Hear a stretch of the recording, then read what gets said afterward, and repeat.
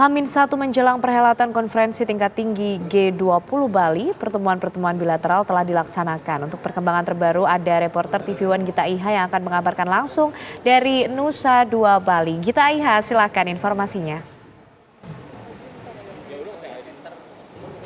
Ya, selamat petang Ken, Ana dan juga pemirsa. Satu hari jelang perhelatan konferensi tingkat tinggi G20 yang akan diselenggarakan di Bali, tepatnya di Nusa Dua pada esok dan juga tanggal 16 November lusa ini, sudah kita lihat, sudah kita pantau beberapa atau sejumlah kepala negara dari negara anggota G20 ini sudah mulai berdatangan, di mana memang sejak tadi malam sudah tiba di Bandara Ngurah Rai Presiden Amerika Serikat Joe Biden yang tiba pada pukul 21:30 waktu Indonesia Tengah. Kemudian juga ada Presiden Korea yakni Yoon Suk Yeol begitu. Kemudian juga ada Menlu Rusia Sergio Lavrov yang sudah tiba di Bali pada 13 November kemarin.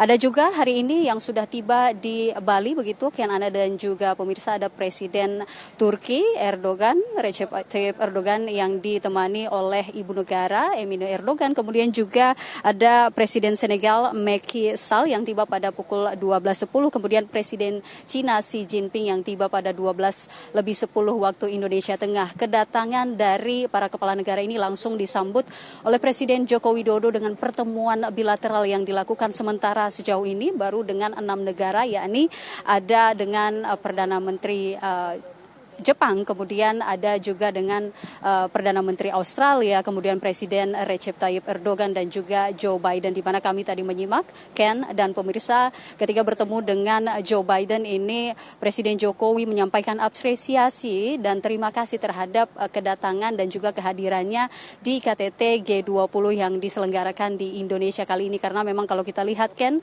pemirsa, ini merupakan kedatangan Presiden Amerika Serikat Joe Biden untuk pertama kalinya di Indonesia setelah Presiden Barack Obama beberapa waktu silam Ken dan juga pemirsa. Adapun juga pertemuan bilateral yang dilakukan oleh Presiden Joko Widodo dengan Presiden Komisi Eropa yakni Ursula von der Leyen, yang kemudian membahas mengenai bagaimana krisis ekonomi, bagaimana krisis energi yang telah melanda beberapa negara di Eropa, termasuk negara-negara yang juga tergabung dalam G20, terutama setelah pandemi melanda, kemudian adanya invasi Rusia terhadap Ukraina begitu Ken dan juga pemirsa. Rencananya Presiden Jokowi juga akan melakukan pertemuan bilateral dengan Presiden Xi Jinping setelah pertemuan ataupun kehadirannya yang saat ini masih berlangsung di forum multinasional, bisnis multinasional atau global di B20 atau